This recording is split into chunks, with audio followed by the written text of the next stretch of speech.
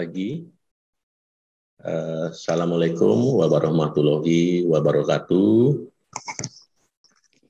Shalom, Om Nama Budaya, salam sejahtera untuk kita semua. Om Swastiastu. Perkenalkan, saya Madewi Renade. Pagi ini kita akan melaksanakan ujian pre-paper. Terima kasih atas kehadiran para penguji, Dr. Novi Primadewi, spesialis THT, BKL, subspesialis neurologi, Dr. Novi, kemudian Dr. Triningdia, spesialis THT, BKL, subspesialis neurologi. Terima kasih. Pagi ini akan diuji 5 peserta. Yang pertama, Dr. Eka Yulian Ineke. Yang kedua, Dr. Santi Fitriani. Yang ketiga, Dr. Amalia Tri Kumara. Kemudian selanjutnya, Dr. Nur Halimah Nasution dan Dr. Rio Sanjaya. Kami berikan waktu penyampaian 7 menit dan diskusi 3 sampai 4 menit. Waktu dan tempat dipersilahkan. Kami persilahkan peserta pertama, Dr. Era Yuliani Ineke, untuk menyampaikan papernya. Silakan, Dr. Era.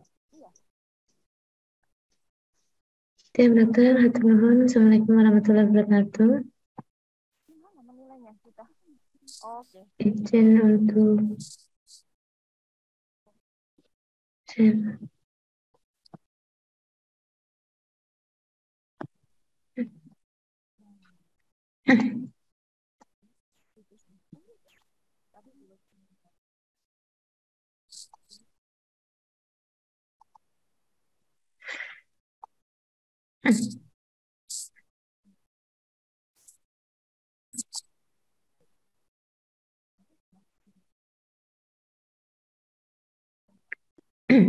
Izin untuk share screen, dokter.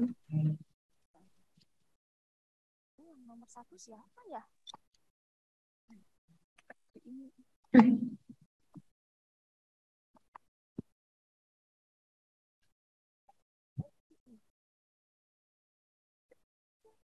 Izin, apakah boleh memulai, dokter?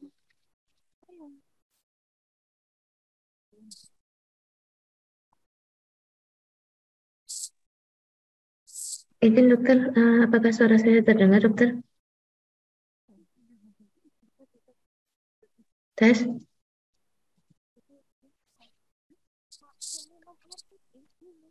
Tes.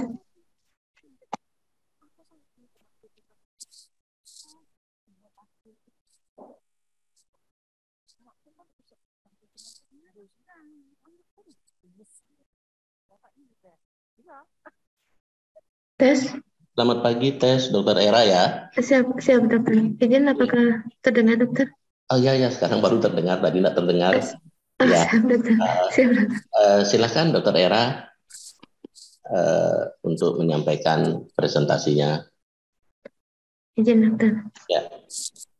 Assalamualaikum warahmatullahi wabarakatuh. Selamat pagi kepada para profesor, dokter, senior, dan rekan sejawat sekalian. Perkenalkan, nama saya Dr. Era Yuliani Ineke dari Universitas Padjadjaran Bandung.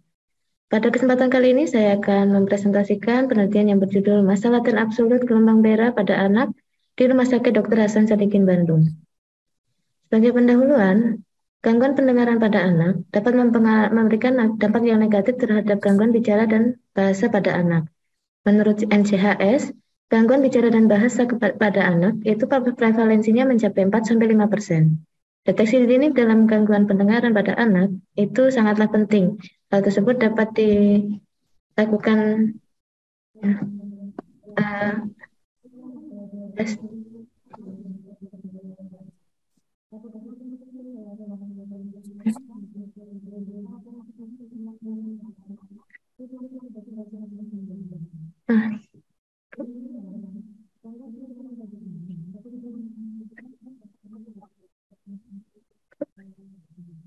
Punten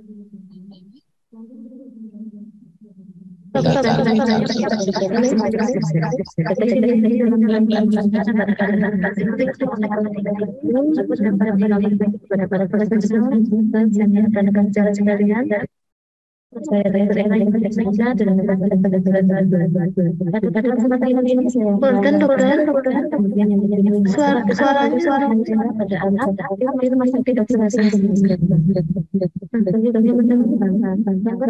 tidak terdengar dokter, punten dokter. Halo,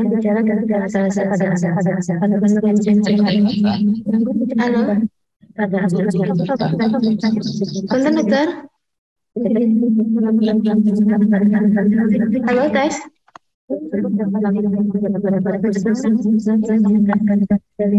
Tes.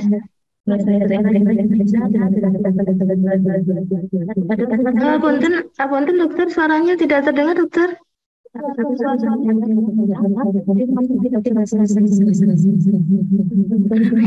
Suaranya kok enggak jelas terdengar ya? Halo, punten dokter. Iya. Permisi dokter. Ya. Izin dokter, saya Amanda dengan MC pagi hari ini dokter. Izin dokter Ima Dewaranada, untuk presentasi para peserta akan diputarkan melalui video dokter yang sudah direkam sebelumnya dokter. Ya, izin untuk memutar video dari para peserta dokter. Terima kasih dokter. Suaranya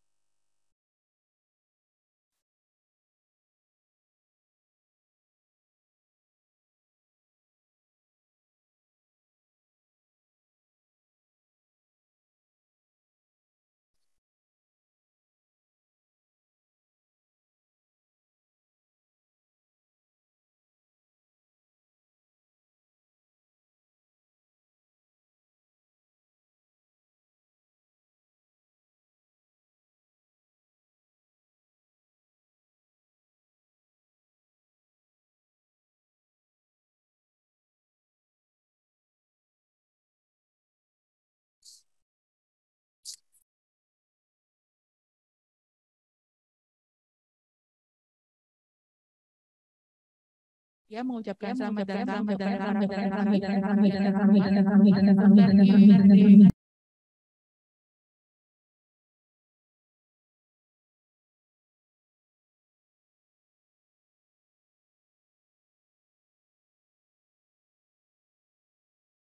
izin, suaranya masih di mute ya?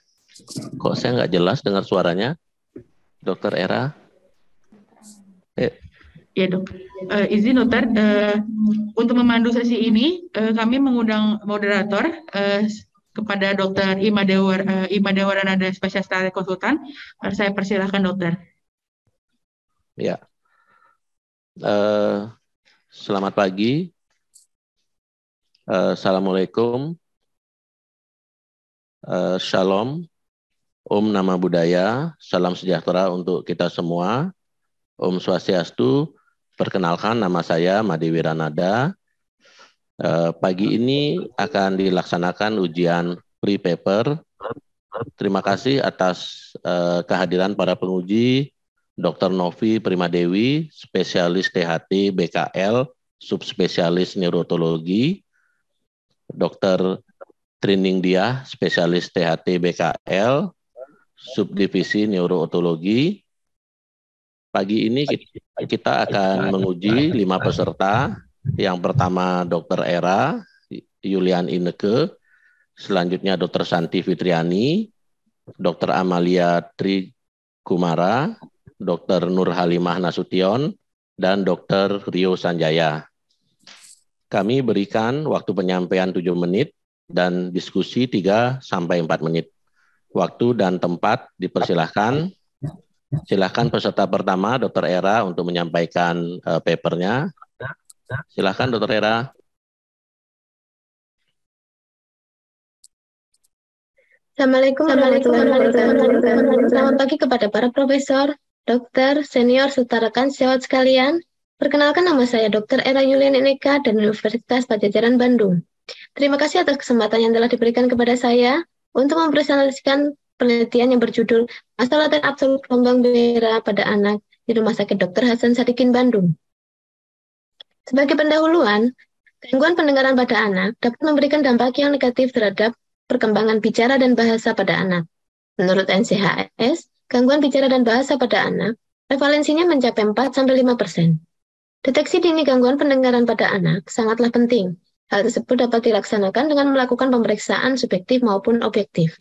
Salah satu pemeriksaan objektif yang dapat dilaksanakan adalah dengan melakukan pemeriksaan PERA.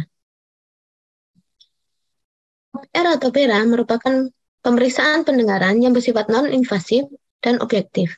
Pemeriksaan ini dapat merekam potensial listrik yang muncul di sepanjang jalur pendengaran perifer setelah pemberian stimulus suara. Menurut Jewett and Willingston, terdapat 7 tipe gelombang PERA yang dilambangkan dengan angka Romawi 1 sampai dengan 7. Morfologi dari gelombang PERA meliputi massa laten absolut, interwave latensi, interaural latensi, rasio amplitudo, serta fungsi intensitas stimulus terhadap massa laten. Morfologi dari gelombang PERA juga dipengaruhi oleh beberapa faktor, yaitu faktor internal maupun faktor eksternal. Faktanya, sampai dengan saat ini belum terdapat nilai PERA yang pasti pada orang Indonesia. Hal tersebut menimbulkan suatu masalah dan memunculkan pertanyaan berapa sebenarnya nilai PERA pada orang Indonesia. Oleh karena itu, peneliti tertarik untuk melakukan penelitian ini. Penelitian ini merupakan penelitian yang bersifat deskriptif yang dilaksanakan pada subjek penelitian yang berasal dari pasien usia 0-5 tahun yang melaksanakan pemeriksaan PERA di Poliklinik Dengar dan Bicara Rumah Sakit Dr. Hasan Sadikin Bandung periode tahun 2018 sampai dengan 2021. Penelitian ini dilaksanakan pada bulan Maret sampai dengan Juli 2022. Pada penelitian ini dilakukan kriteria inklusi dan inklusi, di mana kriteria inklusinya yaitu berupa gambaran timpanogram tipe A pada kedua telinga, hasil yang pas pada pemeriksaan OAE, kemudian munculnya gelombang 5 pada pemeriksaan PERA pada pemberian stimulus klik 20 dBNHL pada kedua telinga. Kriteria eksklusinya yaitu berupa data rekam medis yang tidak lengkap, adanya riwayat gangguan pendengaran, adanya riwayat tumor maupun kelainan kepala dan leher, serta penyakit sistemik serta sindromal. Penelitian ini juga bertempat di Rumah Sakit Dr. Hasan Sadikin Bandung dengan menggunakan alat berupa ABR Biologic System Corp OAE model 580 NAVPR2 dan timpanometri tipe GSI 39 AutoTim. Massa laten absolut serta massa laten antar puncak gelombang diukur dengan menggunakan pemberian stimulus klik 60 dBNHL.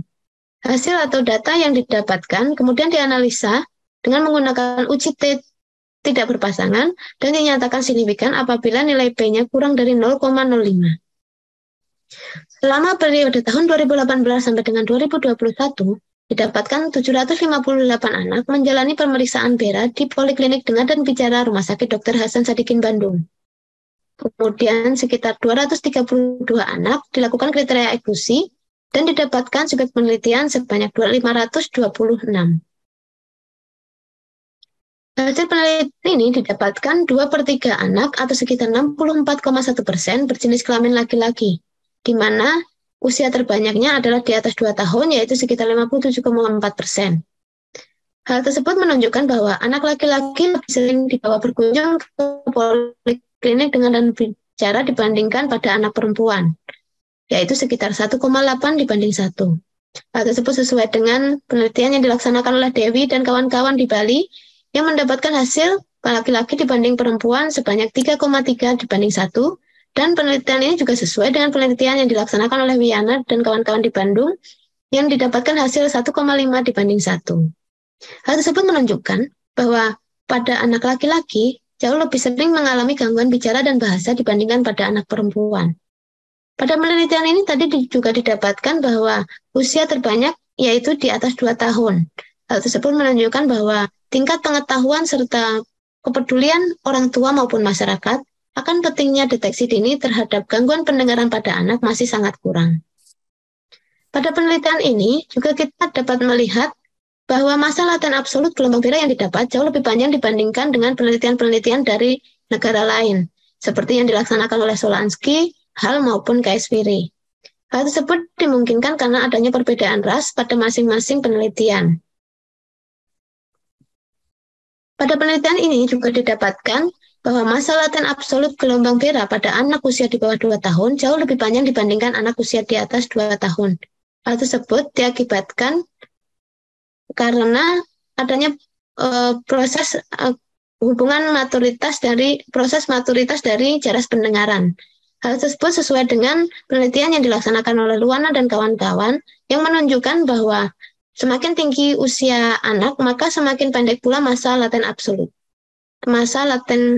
gelombang merahnya. Sebagai kesimpulan, bahwa masa laten absolut gelombang merah pada orang Indonesia jauh lebih panjang dibandingkan oleh bangsa lain yang memiliki perbedaan ras. Masa laten absolut gelombang merah pada anak usia kurang dari 2 tahun jauh lebih panjang dibandingkan pada anak di atas 2 tahun. Demikian presentasi dari saya. Terima kasih.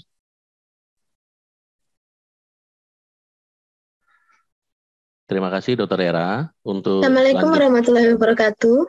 Selamat pagi. Selamat pagi. Untuk selanjutnya diskusi, silakan pertanyaan pertama Dr. Novi Primadewi, spesialis TAT BKL, spesialis neurologi.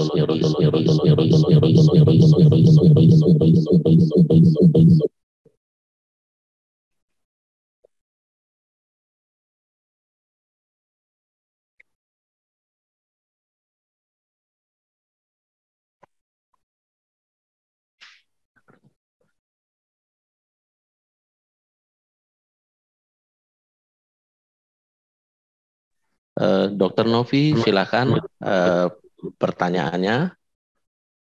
Ya, terima kasih. Maaf, saya tidak jelas suaranya terdengar. Terima kasih dokter atas kesempatan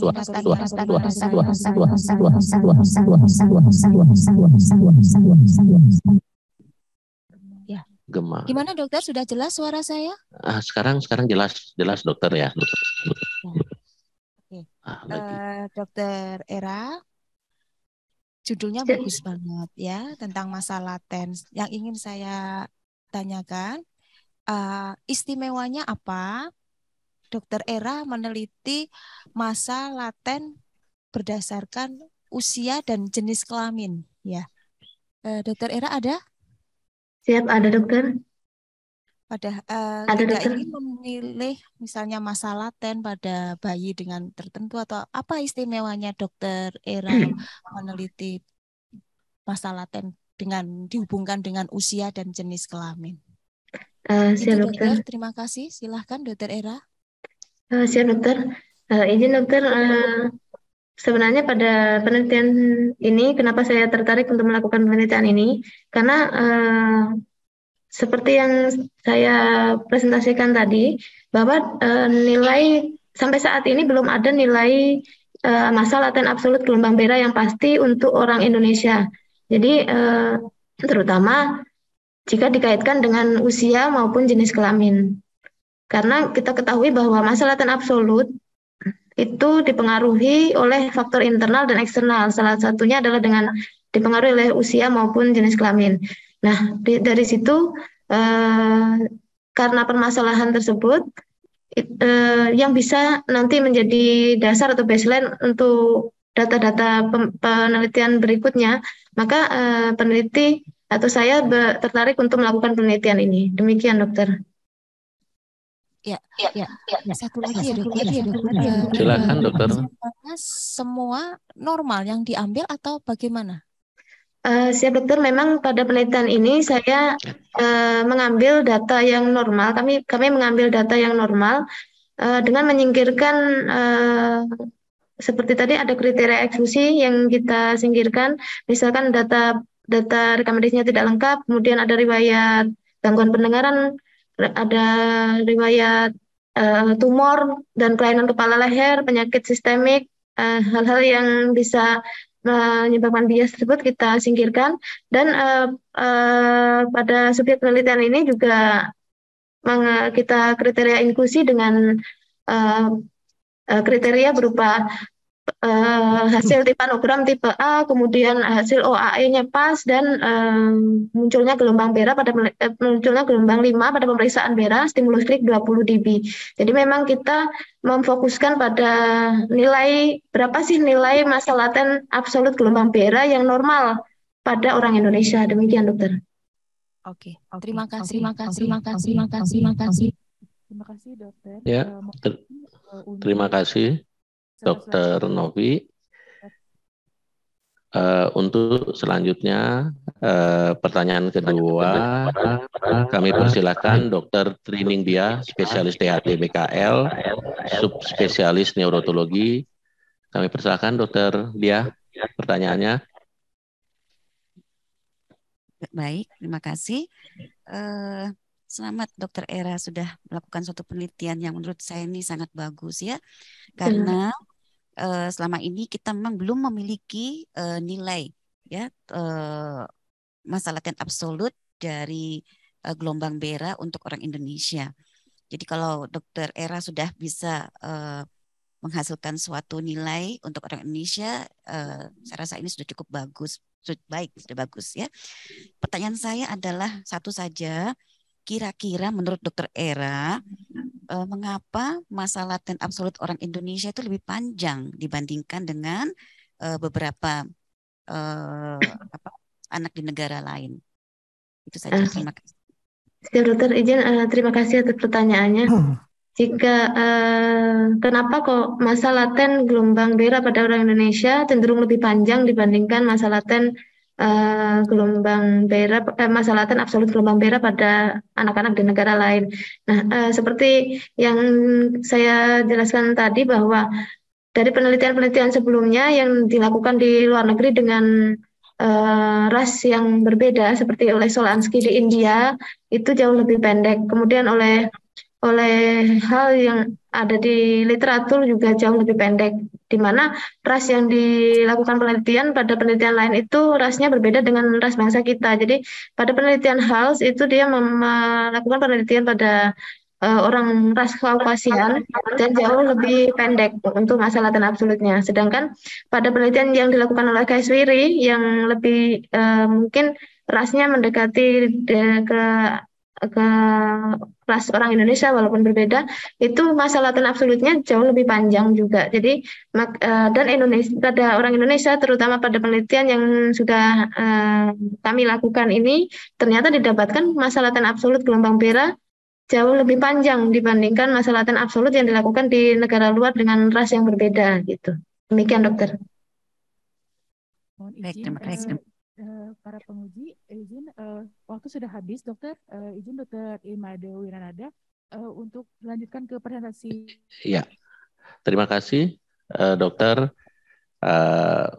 Untuk selanjutnya kami persilakan peserta kedua, Dokter Santi Fitriani, untuk menyampaikan makalahnya. Silakan, Dokter Santi.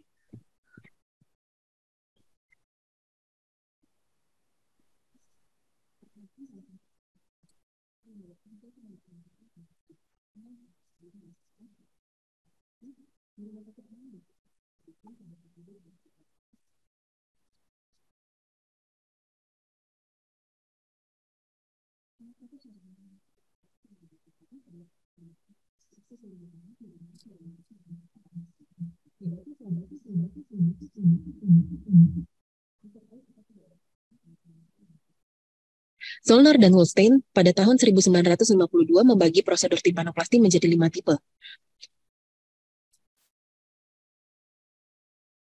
Sejak diperkenalkannya timpanoplasti, banyak material tandur dan metode penempatannya untuk menutup perforasi membran timpani. Di antara semua teknik yang paling populer untuk menutup perforasi membran timpani adalah teknik medial dan lateral. Keberhasilan timpanoplasti tidak hanya bergantung pada prinsip operasi, tetapi juga berhubungan dengan kondisi patologi yang berhubungan dengan penyakitnya. Tipe timpanoplasti yang akan dilakukan direncanakan berdasarkan status telinga tengah dan rantai-rantai tulang pendengaran. Derajat ketulian bergantung dari ukuran dan posisi defek membran timpani, keutuhan rantai pendengaran, dan perkembangan dari telinga dalam. Edema mukosa dan granulasi dari mukosa mempengaruhi mekanisme konduktif. Peningkatan pendengaran yang rendah dapat disebabkan karena paparan dan perluasan saat operasi yang terlalu sempit. Usia saat dilakukannya operasi tidak dapat dijadikan dasar untuk memperkirakan kesuksesan dari operasi. Pada beberapa penelitian dikatakan ada perbaikan ambang dengar post-timpanoplasti bila diperoleh perbaikan meskipun hanya 5 desibel. Data yang diperoleh dari beberapa penelitian menunjukkan perbaikan ambang dengar terbanyak berkisar 0 sampai 5 desibel. Sampai saat ini belum ada nilai pasti yang menjadi patokan dikatakan adanya perbaikan ambang dengar post-timpanoplasti pada pasien dengan penyakit otitis media supuratif kronis meskipun hanya 5 desibel, 10 desibel, 15 desibel ataupun lebih. Perubahan ambang dengar dipengaruhi oleh berbagai faktor yang cukup banyak, terutama pada kemampuan teknik operasi, kondisi patologis pre dan post operasi yang terjadi di telinga tengah. Tujuan dari penelitian ini adalah untuk mengetahui ambang dengar pasien sebelum dan sesudah dilakukan timpanoplasti di Rumah Sakit Umum Dr. Hasan Sadikin pada periode Januari 2018 hingga Desember 2020. Penelitian ini menggunakan metode deskriptif retrospektif. Data yang diambil merupakan data sekunder dari rekam medis pasien dan buku bantu rekapan pemeriksaan audiogram di poliaudiologi THTKL yang dilakukan tindakan operasi timpanoplasti di Rumah Sakit Umum Pusat Dr. Hasan Sadikin Bandung pada periode Januari 2018 hingga 31 Desember 2020. Pengolahan data dilakukan setelah proses pengambilan data selesai. Perhitungan ukuran statistik deskriptif disesuaikan dengan tujuan penelitian. Seluruh perhitungan statistik dilakukan dengan menggunakan piranti lunak Microsoft Excel 2021. Kriteria inklusi pada penelitian ini adalah sampel yang dilakukan pemeriksaan audiometri nada murni sebelum dan sesudah timpanoplasti. Untuk kriteria eksklusi, subjek pada penelitian ini adalah pasien dengan gangguan pendengaran sensorineural, pasien otitis media supuratif kronis dengan penyakit yang menyebabkan gangguan dan kerusakan pada organ pendengaran seperti tumor telinga tengah, palesteatoma kongenital, dan terdapat palatoskisis atau malformasi kraniofasial lainnya. Dari hasil rekam medis didapatkan 400 sampel yang dilakukan timpanoplasti pada periode 2018 hingga 2020. Setelah disesuaikan dengan kriteria inklusi dan kriteria eksklusi, didapatkan sampel penelitian ini berjumlah 50 sampel. Dari 50 subjek, pasien laki-laki lebih banyak daripada perempuan dan kelompok usia subjek terbanyak berada pada kelompok usia dewasa. Dari hasil penelitian didapatkan subjek paling banyak pada kelompok usia dewasa yaitu 26 sampai 45 tahun. Kejadian ini kemungkinan berkaitan dengan faktor pendidikan.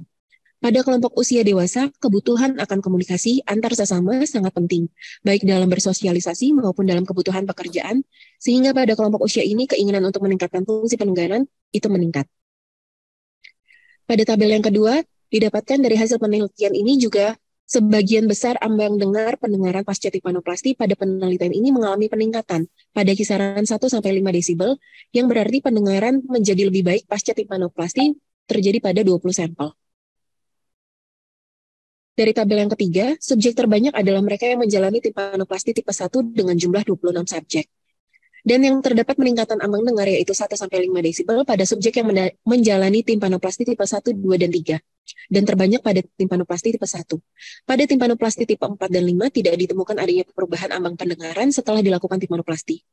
Prosedur rekonstruksi untuk meningkatkan pendengaran dapat dilakukan dengan banyak inovasi disertai dengan referensi materi graf yang istimewa. Usia saat dilakukannya operasi tidak dapat dijadikan dasar untuk memperkirakan kesuksesan dari operasi. Berdasarkan hasil penelitian, didapatkan subjek dengan menunjukkan perbaikan ambang dengar paling banyak pada subjek dengan yang dilakukan timpanoplasti tipe 1. Hal ini sejalan dengan penelitian dari Kumar dan kawan-kawan yang melaporkan bahwa timpanoplasti menghasilkan peningkatan fungsi pendengaran pasien sebesar 57-97%. Dan ada penelitian Nirwan dan kawan-kawan melaporkan kenaikan pendengaran 10-30 desibel pada 95% kasus mereka. Dari penelitian Lato dan kawan-kawan pun juga melaporkan kenaikan pendengaran pasien sebesar 10-20 desibel sebanyak 86,67% pasca tindakan operasi. Untuk tabel yang keempat, subjek yang mengalami peningkatan ambang pendengaran paling banyak setelah timpanoplasti tipe 1 adalah pada kelompok usia dewasa 26-45 tahun, dengan 10 subjek mengalami peningkatan ambang pendengaran sebesar 1-5 desibel. Timpanoplasti merupakan suatu tindakan pembedahan dengan tingkat keberhasilan yang baik secara anatomis dan fungsional. Menurut penelitian Huang dan kawan-kawan melaporkan keberhasilan sebesar 95% membran timpani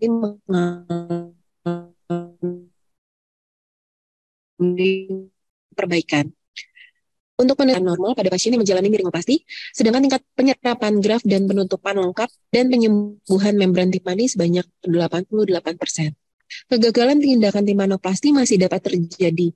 Menurut penelitian Teknor dan kawan-kawan, melaporkan kegagalan tindakan timpanoplasti sebanyak 12%. Berdasarkan hasil penelitian dan pembahasan yang telah didapatkan peningkatan ambang dengar setelah timpanoplasti. Berdasarkan penelitian yang telah dilakukan, maka disarankan perlu dilakukan studi epidemiologi lebih lanjut terhadap cakupan yang lebih luas sehingga hasil yang didapatkan lebih representatif. Terima kasih, Prof, Dokter, dan rekan-rekan PPDS. Sekian penelitian saya. Selamat pagi. Ya, terima kasih Dr. Santi Fitriani. Untuk selanjutnya, pertanyaan pertama saya mohon kepada Dr. Novi Primadewi, spesialis THTKL, subspesialis NO. Silakan Dr. Novi. Ya. Terima kasih dokter. Kepada Dokter siapa ini? Santi ya. Di sini saya lihat di tabel 1 ada usia 0 sampai 5 tahun ya. Meskipun memang kebetulan tidak ada sampelnya. Tapi kalau di sini saya membaca seperti ini kan berarti andai kata ini ada sampelnya, apakah timpanometri yang digunakan sama dengan yang digunakan untuk usia dewasa? Dan ini apa? Pakai PTA? Pakai apa? Pure audiometri dokter. Oh, audiometri. Nada murni dokter. Oh, nada murni. Pada anak bisa kah? Tidak bisa dok. Nah, iya, karena kan saya baca di sini 0 sampai 5 tahun. Ya. Kebetulan tidak ada sampelnya. Andai kata ada, terus bagaimana ini? Kenapa dikategorikan di usia, ada di kategori usia 0 sampai 5? Mohon dijelaskan. Izin dokter untuk menjawab. Ya. Untuk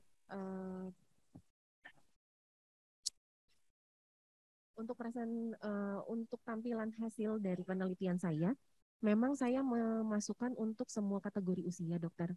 Walaupun pada kenyataannya pada saat pemeriksaan pure tone audiometri tidak dapat dilakukan pada anak-anak dokter. Jadi untuk kategori usia ditampilkan dari semua usia walaupun hasilnya tidak ada dok untuk pasien 0 sampai 5 tahun. Dokter. Ya, apa mending tidak ditulis? Iya, karena kalau seperti ini anggapannya kan masuk di kategori itu. Dan juga mungkin 6 tahun apa juga sudah kooperatif juga ya. Istilahnya nanti untuk usia minta tolong diinikan. Baik. Ya, itu saja dari saya. Terima kasih. Baik, terima kasih Dokter Santi. Terima kasih. Sedikit. Persilahkan pertanyaan kedua, Dr. Trining Dia, spesialis THT BKL, spesialis NO untuk bertanya. Yang lain adalah graf yang digunakan dari bahan saya melihat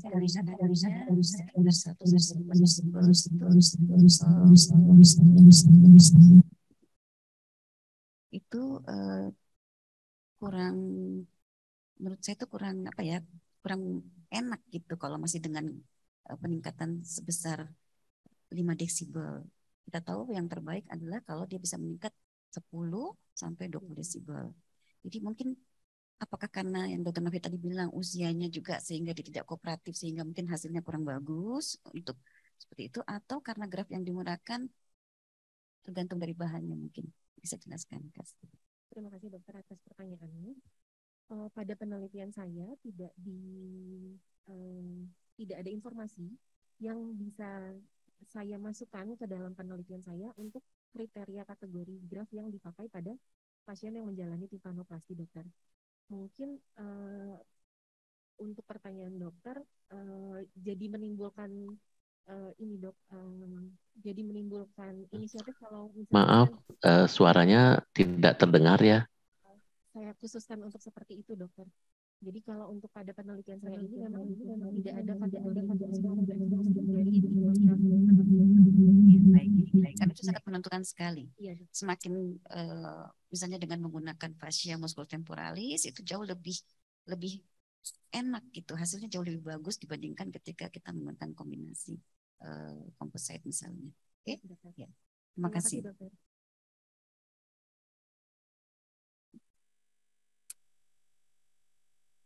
Terima kasih Dokter Santi Fitriani. Waktunya kebetulan pas sekali. Untuk selanjutnya kami persilahkan peserta ketiga, Dr. Amalia Trikumara, untuk menyampaikan papernya. Silakan Dr. Amalia.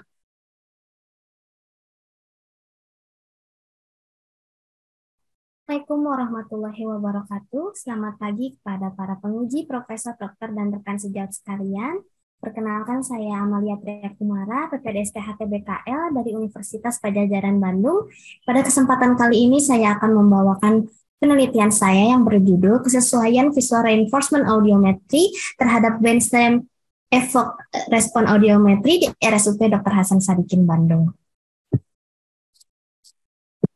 Sebagai pendahuluan, WHO menyatakan bahwa gangguan pendengaran mempengaruhi jutaan manusia di dunia dan merupakan peringkat keempat dalam hal penyebab kecacatan utama secara global.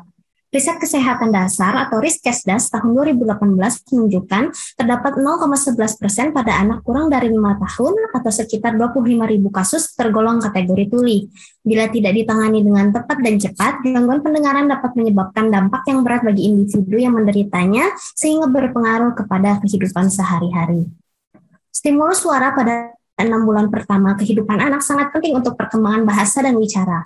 3 tahun pertama kehidupan anak merupakan masa emas perkembangan dan pematangan otak. Saat ini juga merupakan periode perkembangan bahasa dan wicara yang sangat besar. Intervensi dini disarankan pada saat ini untuk gangguan pendengaran untuk kemampuan anak dalam bahasa dan wicara agar cepat membaik. Terdapat 2 prosedur baku untuk melakukan screening pendengaran pada anak, yaitu OAE dan BERA. BERA merupakan pemeriksaan yang objektif, namun biayanya cukup mahal, menggunakan lebih banyak alat, dan memerlukan tenaga terlatih untuk melakukannya. Pemeriksaan lain yang dapat dilakukan adalah Visual Reinforcement Audiometry atau VRA, yang merupakan pemeriksaan penilaian pendengaran yang lebih mudah dilakukan dan tidak membutuhkan biaya yang banyak. Saat ini belum didapatkan data mengenai perbandingan hasil VRH terhadap BERA yang normal, sehingga dibutuhkan penelitian lebih lanjut mengenai kesesuaian VRA dan BERA agar dapat menjadi tolak ukur pada pasien dengan kemungkinan gangguan pendengaran, sehingga diagnosa dan intervensi pada anak dengan gangguan dengar dapat dilakukan lebih cepat. Penelitian ini adalah uji di diagnostik VRA dalam memperkirakan hasil BERA. Data diambil dari rekam medis pasien yang telah dilakukan pemeriksaan VRA dan BERA di Poliklinik Audiologi RSHS Bandung periode 1 Januari 2018 hingga 31 Desember 2020. Kriteria inklusi adalah semua pasien yang dilakukan pemeriksaan BERA dan VRA. Kriteria eksklusi adalah riwayat perforasi membran timpani, kelainan kongenital, riwayat operasi telinga, dan rekam medis yang tidak lengkap. Pemeriksaan pendengaran dilakukan dengan VRA lebih dulu dengan frekuensi 500, 1000, 2000, dan 4000 Hz, lalu dilanjutkan dengan pemeriksaan BERA menggunakan alat biologik, di mana hasil BERA dianggap normal bila terdapat respon pada pemberian stimulus klik 20 dB NHL. Terdapat 1.393 pasien yang dilakukan pemeriksaan VRA dan BERA pada periode 1 Januari 2018 hingga 31 Desember 2020. Dari 1.393 pasien, terdapat 228 termasuk ke dalam kriteria eksklusi, di mana 147 pasien dengan kelainan kongenital, 48 pasien dengan rekam medis yang tidak lengkap, 29 pasien dengan riwayat perforasi membran timpani, dan 4 pasien dengan riwayat operasi telinga, sehingga 1.165 pasien yang menjadi subjek penelitian. Terlihat pada tabel berikut, berdasarkan karakteristik subjek penelitian, didapatkan median usia anak yang diperiksa adalah 32 bulan, dan rentang usia antara 5 bulan hingga 127 bulan. Jenis kelamin terbanyak adalah laki-laki dengan jumlah 740 pasien, sedangkan perempuan 425 pasien.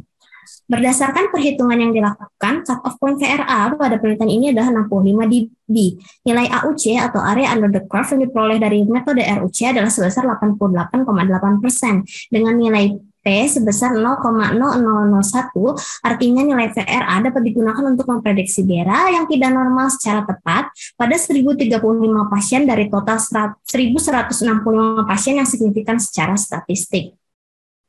Pada tabel ini menjelaskan perbandingan nilai VRA pada kelompok BERA tidak normal dan BERA normal. Untuk VRA lebih dari 65 dB pada kelompok BERA tidak normal sebanyak 370, nilai VRA kurang dari 65 dB sebanyak 84, sedangkan VRA lebih dari 65 dB pada kelompok BERA normal sebanyak 58, dan VRA kurang dari 65 dB sebanyak 653. Pada penelitian ini didapatkan sensitivitas sebesar 81,5%, sedangkan nilai spesifisitas sebesar 91,8%. Nilai duga positif atau NDP didapatkan nilai sebesar 86,4%, dan nilai duga negatif atau NDN sebesar 88,6% pada uji diagnostik ini. Untuk nilai akurasi didapatkan sebesar 87,8%, menunjukkan tingkat nilai akurasi yang kuat secara statistik.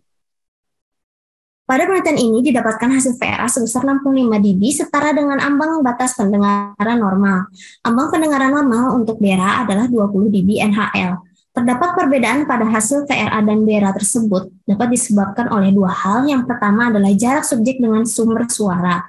Rangsangan suara yang diberikan pada pemeriksaan VERA itu melalui pengeras suara atau loudspeaker yang berjarak 1 meter dari anak yang diperiksa. Sedangkan pada pemeriksaan BERA, stimulus suara diberikan melalui earphone yang dipasang pada telinga pasien.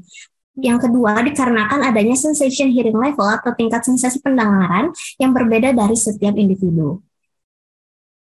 Dapat disimpulkan, pasien dengan VRA lebih kecil dari 65 dB diprediksi akan mendapatkan hasil BERA yang normal. Diharapkan dengan hasil penelitian ini, VRA dapat digunakan sebagai screening pendengaran pada anak di daerah atau area yang memiliki sarana dan prasarana yang kurang memadai.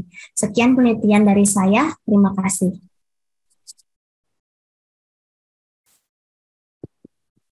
Terima kasih dokter. Untuk selanjutnya diskusi pertanyaan pertama, kami persilahkan Dr. Novi Primadewi, spesialis THT BKL, subspesialis neurologi untuk menyampaikan pertanyaannya.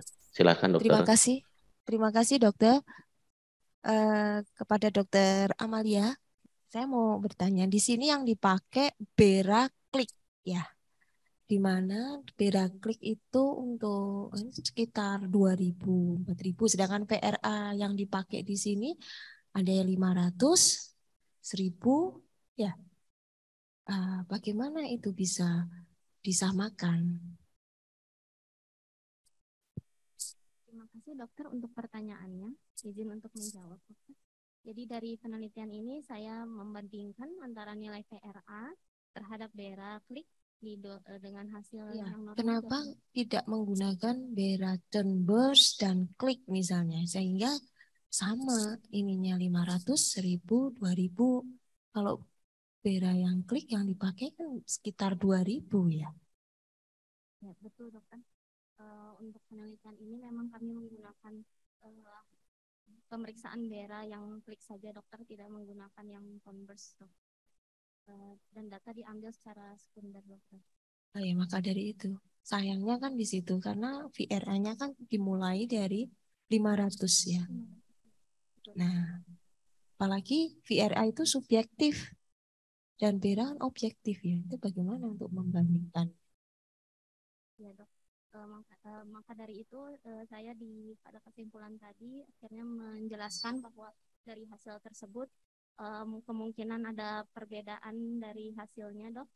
Jadi selain dari pemeriksaan tersebut adalah pemeriksaan yang baku dari BERA yang bersifat objektif, sedangkan PRA bersifat subjektif. Maka dari itu di kesimpulan saya sebutkan seperti itu dok. Dan juga satunya BERA yang dipakai hanya klik ya, tidak menggunakan tone burst. Padahal VRA-nya mulai dari 500, 1000 ya hertz ya. Jadi kan memang ada bias sedikit. Ya. Terima kasih dokter. Terima kasih dokter. Mohon maaf, izin untuk mempersingkat waktu dokter. Izin untuk dilanjutkan ke presentan lainnya dokter. Ya. Terima kasih dokter. Jadi kita lanjutkan saja ke presentan selanjutnya. Kami persilakan Dr. Nur Halimah Nasution ya. Assalamualaikum warahmatullahi wabarakatuh. Saya Nur Halimah Nasution dari FK USU. Saya akan mempresentasikan penelitian saya dengan judul hubungan antara temuan patologis intraoperatif timpanomastoidektomi dengan gambaran audiometri dana murni pada pasien OMSK. Berikut adalah abstrak dari penelitian saya. Latar belakang, OMSK adalah penyakit berulang dan progresif yang ditandai dengan propagasi membran timpani dan keluar cairan dari telinga yang supuratif yang berlangsung lebih dari 3 bulan. Tingkat prevalensi global diperkirakan 65 sampai 330 juta orang memiliki riwayat keluar cairan dari telinga karena OMSK, di mana 60% diantaranya mengalami gangguan pendengaran yang signifikan. Gangguan pendengaran karena OMSK biasanya itu karena gangguan pendengaran konduktif. Menurut Wilson et al., sebagian besar pasien OMSK ditemukan tingkat ketulian yang sangat parah dengan airborne gap tertinggi 41-60 desibel sebesar 55%. Kolesteatoma paling banyak ditemukan di kafum timpani dan kafum mastoid secara intraoperatif sebanyak 77,5%.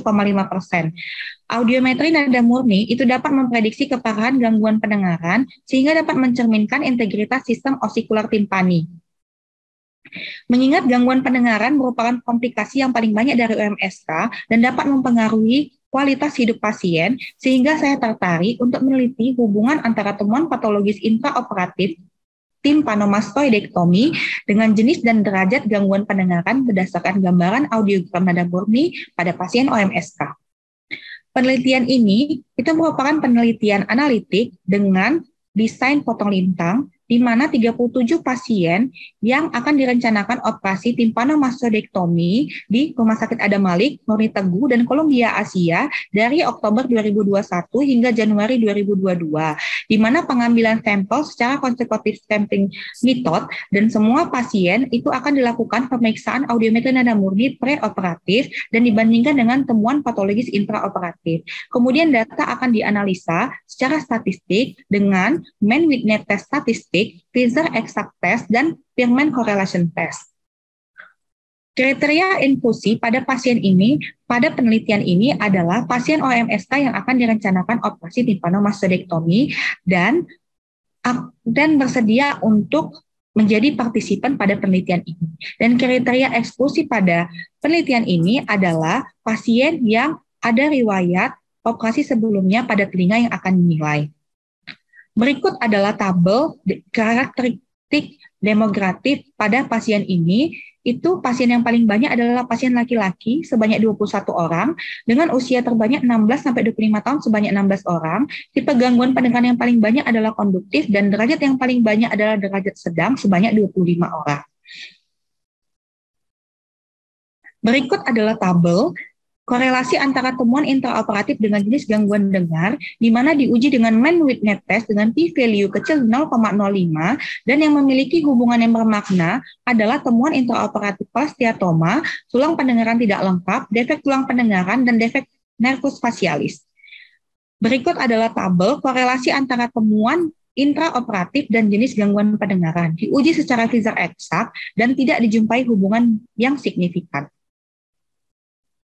Berikut adalah tabel mengenai korelasi antara jumlah temuan patologis timpanomastoidektomi dan jenis gangguan pendengaran, di mana terdapat korelasi positif di antara keduanya. Dari penelitian ini, temuan patologis intraoperatif kolesteatoma, defek nervus facialis, tulang pendengaran tidak lengkap dan dihubungkan dengan jenis gangguan dengar, dianalisa secara statistik memiliki hubungan yang bermakna. Hasil ini sejalan dengan penelitian yang sebelumnya dilakukan di Rumah Sakit Muhammad Husin Palembang. Dari 252 pasien, sebagian besar menderita mastoiditis dengan kolesteatoma, dan diketahui dalam penelitian gangguan pendengaran yang paling banyak adalah gangguan pendengaran konduktif, dan selanjutnya diikuti dengan sensorineural. Studi di klinik THT Government Medical College di Amritsar, itu 100 pasien OMSK disertai temuan patologis, itu 81% mengalami gangguan pendengaran konduktif. Dan OMSK menghasilkan gangguan pendengaran konduktif ringan hingga sedang pada lebih dari 50% kasus. Dari tes Fisher eksak, itu tidak terdapat hubungan yang bermakna. Kemudian, dari temuan patologis intraoperatif yang paling banyak dengan gangguan pendengaran sedang hingga berat, sehingga menunjukkan bahwa temuan patologis intraoperatif dapat memprediksi keparahan gangguan pendengaran pada pasien OMSK, tetapi tidak memiliki korelasi yang signifikan secara statistik. Gangguan dengar bisa disebabkan oleh redaman suara, oleh granulasi ataupun kolesteatoma, serta destruksi enzimatik atau fiksasi inflamasi dari membran timpani dan rantai tulang pendengaran. Tingkat gangguan pendengaran itu dalam kisaran 30-60 desibel, tidak berkorelasi baik dengan tingkat kerusakan jaringan. Menurut sharing 2012, jaringan granulasi, kolesteatoma, dan erosi bahkan sampai putusnya rantai tulang pendengaran sering ditemukan pada OMSK atikoantral. Sedangkan OMSK proporsi yang paling banyak itu adalah derajat berat. Menurut Samosir 2018, itu 25 pasien sebanyak 86,2% mengalami gangguan pendengaran berat hingga sangat berat, dengan gangguan pendengaran ringan hingga sedang dengan kolesteatoma pada pasien OMSK. Salah satu etiologi yang menentukan derajat gangguan pendengaran adalah tulang-tulang pendengaran, salah satunya adalah itu adalah OMSK. Banyak faktor lain yang dapat mempengaruhi derajat gangguan pendengaran, terutama di telinga tengah, termasuk toporasi, trauma, infeksi membran timpani, cairan di telinga, massa di telinga, tulang-tulang pendengaran yang terfiksir, dan obstruksi tuba eustachius. Dalam penelitian ini yang paling banyak adalah tipe tuba timpani, sehingga diharapkan untuk penelitian selanjutnya dijumpai tipe tuba timpanik dan tipe atikoantral dalam jumlah yang sama. Kesimpulan dari penelitian ini adalah terdapat perbedaan yang bermakna pada jenis gangguan pendengaran dan temuan patologis berupa kolesteatoma, tulang pendengaran tidak lengkap, defek tulang pendengaran, dan defek nervus facialis. Terima kasih atas kesempatannya. Assalamualaikum warahmatullahi wabarakatuh. Dokter, untuk selanjutnya diskusi kami persilakan Dr. Novi Primadewi, spesialis THT BKL subspesialis NU untuk menyampaikan pertanyaannya. Silakan dokter. Kalau ini tadi langsung ke dokter Trining saja karena tadi dokter Trining belum nanya. Saya silakan dokter ya. Baik, makasih. Dokter Nur Halimah Nasution ya. Saya mau tanya, saya agak bingung sedikit sebetulnya dengan judul ini, korelasi intraoperatif temuan patologis timpanomastoidektomi dengan pemeriksaan PTA. Saya mau tanya alasannya dokter memilih judul atau penelitian ini nih, iya, apa ya dok, dan korelasinya di mana gitu loh. Mungkin bisa dijelaskan ya, karena saya dokter Novi sama saya agak bingung ini dok. Ya. Timpanometri dibandingkan dengan PTA tanpa melihat tidak ada CT scan apa ya? Ya, itu dari kami berdua biar menghemat waktu.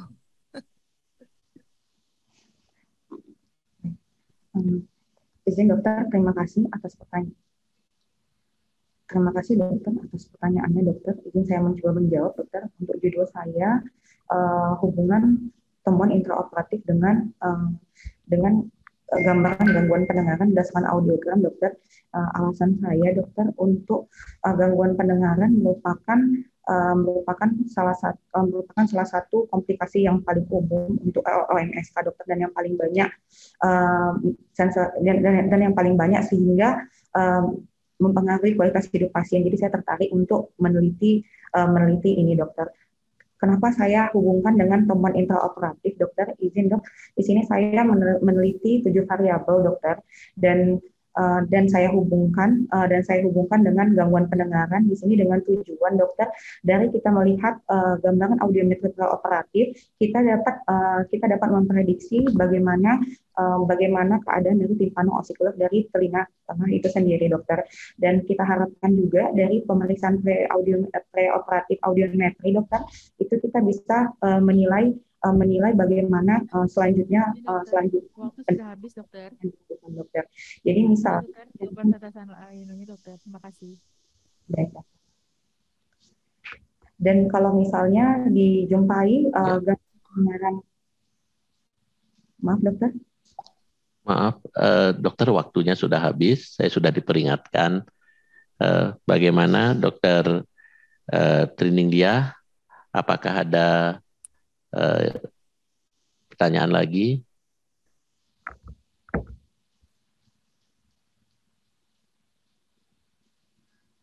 Seperti begitu. Kasihan pesertanya ya, belum selesai, kita juga belum terlalu jelas ya. Tapi nggak apa-apa, kalau sudah habis ya nanti kita. Saya diperingati oleh panitia. Iya. Mohon maaf dokter ya.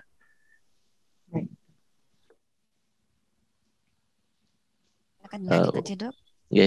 Untuk selanjutnya peserta terakhir kami persilakan Dr. Rio Sanjaya. Silakan Dr. Rio. Assalamualaikum warahmatullahi wabarakatuh. Perkenalkan, saya Rio Sanjaya dari PPDS THT Undip Rumah Sakit Karyadi Semarang akan mempresentasikan karakteristik pasien tuli mendadak yang mendapatkan injeksi intratimpanik di Rumah Sakit Karyadi Semarang. Sebagai pendahuluan, tuli mendadak atau sudden sensorineural hearing loss adalah merupakan suatu kehilangan pendengaran sensorineural lebih daripada 30 desibel pada 3 atau lebih frekuensi yang berdekatan dalam waktu 3 hari, di mana insidensinya 5-20 per 100.000 penduduk per tahun, dengan jumlah laki-laki sama dengan perempuan dengan rentang usia 40-54 tahun. Etiologi yang sampai saat ini masih belum diketahui dengan jelas, diduga penyebabnya yang paling sering adalah idiopatik dan infeksi. Tata laksana daripada SSNL ini masih diperdebatkan oleh para ahli karena belum ada guideline-nya, tapi pilihan utamanya masih pada sistemik steroid, tapi pengobatan ini masih memiliki efek samping obat yang sangat serius. Sedangkan pemberian intratimpanik ini mampu menghindari pada efek samping obat yang sistemik, dan dia bisa diberikan secara primer, adjuvan maupun terapi penyelamatan. Adapun terapi lainnya pada SSNL ini adalah terapi oksigen hiperbarik. Pada penelitian kali ini dengan metode descriptive study, populasinya adalah pasien daripada klinik THT dengan sampel adalah pasien tuli mendadak yang didiagnosis pada Juli 2020 sampai Juni 2021. Nah, kita inklusi adalah pasien mendapatkan terapi injeksi intratimpanik sekali dalam seminggu dalam 1 bulan. Yang kita eksklusi adalah perforasi membran timpanik, otitis akut media, dan otitis media koronik sporatif. Kemudian penelitian ini disetujui oleh Komisi Etik dari Rumah Sakit Karyadi Semarang. Karakteristik yang akan dideskripsikan adalah usia, jenis kelamin, telinga yang terlibat, komorbid, derajat daripada kurang dengar, onset terapi, dan evaluasi pasca tindakan. Sebagai diskusi, sensorineural hearing loss adalah suatu kehilangan pendengaran sensorineural lebih daripada 30 desibel pada 3 atau lebih frekuensi yang berdekatan dalam waktu 3 hari. Menurut International Consensus 2018, treatment daripada kasus ini oral dan intratimpanik steroid. Pemberian intratimpanik steroid ini memberikan keuntungan zat aktifnya mampu mencapai target organ dengan konsentrasi tinggi dan bisa menurunkan efek obat secara sistemik. Variabel usia pada penelitian ini 37,5% usianya 46-60 tahun, yang paling muda 19 tahun, yang paling tua 65 tahun, sesuai dengan penelitian oleh Rauch dan Chow, di mana menyatakan peningkatan pada kasus SNAL berkaitan dengan usia, terutama pada usia 40 sampai 54 tahun. Peningkatan insidensi daripada usia tua dikaitkan dengan faktor iskemik pada vaskuler dan sindroma metabolik. Pada variabel jenis kelamin, pada penelitian ini laki-laki 75% dan perempuan 25%. Menurut Crouch dan kawan-kawan melaporkan insidensinya antara laki-laki dan perempuan itu sama. Cole di Thailand menyatakan kasus insidensinya 1,15 sampai 1,11 di Taiwan, sedangkan penelitian di Jerman menyatakan bahwa antara laki-laki dan perempuan itu bisa sedikit berbeda antara 1 sampai banding 1,22 berkaitan dengan perbedaan kultural dan pasien mengeluhkan kualitas hidupnya.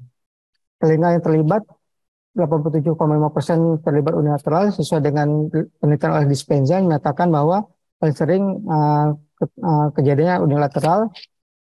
Mengenai komorbid 31,5% hipertensi yang tidak terkontrol dan 25% dislipidemia sesuai dengan penelitian oleh Jung yang menyatakan bahwa penyakit metabolis seperti hipertensi dan dislipidemia meningkatkan risiko pada SNRAL dan mengurangi pada prognosis pengobatan. Adapun derajat kurang dengarnya 31,25% derajat sangat berat, 25% sedang berat dan 25% ringan. Menurut penelitian Nusita dan Fedriani menyatakan bahwa derajat kurang dengar pada SNRAL ini bisa bervariasi dari ringan sampai derajat sangat berat. Pasca terapi, semua pasien pada penelitian ini mendapatkan terapi lebih dari 15 hari sejak keluhan pertama. Kasalpoglu menyatakan membagi onset pada treatment ini menjadi 2, yaitu early, yaitu 5 hari pertama, dan late, yaitu 6 hari ke-6 sampai hari ke-15. Di mana dinyatakan bahwa apabila pengobatan lebih kurang daripada 5 hari memberikan hasil yang baik. Kemudian Hara dan kawan-kawan juga melaporkan pengobatan lebih dari 3 bulan juga masih memberikan terapi memberikan improvisasi yang baik. Hasil audiogram pasca terima ini 93,75% tidak ada perbaikan secara bermakna. Ini berkaitan dengan usia tua, komorbid, derajat kurang berat, dan oksidat pada terapi. Sebagai kesimpulan, pasien pulih mendadak yang mendapatkan injeksi intratimpanik rumah sakit Karit Semarang paling sering adalah usia dewasa tua, laki-laki, yang telinga paling sering adalah unilateral dengan berbagai variasi derajat kurang dengar, hipertensi tidak terkontrol, dan dislipidemia merupakan komorbid yang paling sering. Kemudian pasien mendapatkan terapi lebih daripada 15 hari dari keluhan pertama dan hasil pada evaluasi pasca tindakan tidak memberikan efek perbaikan yang bermakna. Demikian, terima kasih. Terima kasih dokter. Selanjutnya diskusi kami persilakan Dr. Triningdia, spesialis THT BKL, subspesialis NU untuk bertanya. Silakan dokter. Baik, terima kasih. Saya pertanyaannya sama Dr. Novi lagi ya, langsung aja. Yang kami mau tanyakan adalah manfaat yang bisa diambil pada penelitian ini kalau melihat dari penampilan karakteristik, ya kita lihat dari tabel post action evaluation itu ternyata tidak ada peningkatan pendengaran ya pada pasien sebanyak 15 orang atau 93,75%. Gitu barangkali. Ada tambahan dokter? Ya, sama ini tadi disampaikan kalau memang tidak ada pengaruhnya karena usia lanjut ya, ada proses degenerasi. Tapi saya lihat di sini sampelnya juga ada yang usia 15 sampai 30 tahun, 31 sampai 45 tahun. Nah, mohon dijelaskan. Terima kasih. Baik dokter, izin menjelaskan bahwa penelitian ini kami lakukan pertama kali karena kasus kurang dengar atau tuli mendadak ini sebenarnya sering kita jumpai di klinik, cuman pasien juga datang ke kita dengan keluhannya sudah lebih dari masa period yang paling baik untuk kita obati, sehingga itu juga mempengaruhi hasil dari tindakan kita dokter. Jadi pada penelitian ini kita coba untuk membuat suatu baseline daripada pasien, jadi kita bisa ketika ada pasien datang, kita mampu untuk memprediksi bagaimana perencanaan tindakan kita untuk selanjutnya, dokter. Seperti itu. Apabila pasiennya masih Ya. Ini pada sudden deafness ya? Sudden deafness, dokter. Ya. Ya, terus lanjut. Jadi ketika pasien datang itu, jadi kita sudah bisa memprediksi apakah pasien ini ada kelainan metabolik yang lain. Jadi kita bisa juga menangani kelainan metabolik yang mendasarinya. Kemudian kita bisa merencanakan tindakan apa selanjutnya bergantung pada apakah derajat kurang dengar pada saat dia datang berobat. Kemudian onset terapinya kita berikan itu sangat mempengaruhi, dan kita bisa memprediksi hasil keluaran daripada tindakan kita, dokter. Seperti itu, dokter. Oke, baik, terima kasih. Terima kasih, dokter. Silakan. Terima kasih, Dokter Novi dan Dokter Riningdia. Demikian acara presentasi Residen Scientific Meeting KONAS 19 Perati 2022. Mohon izin saya tutup sesi ini dengan mengucapkan Assalamualaikum warahmatullahi wabarakatuh. Om Santi Santi Santi. Terima kasih dan selamat pagi.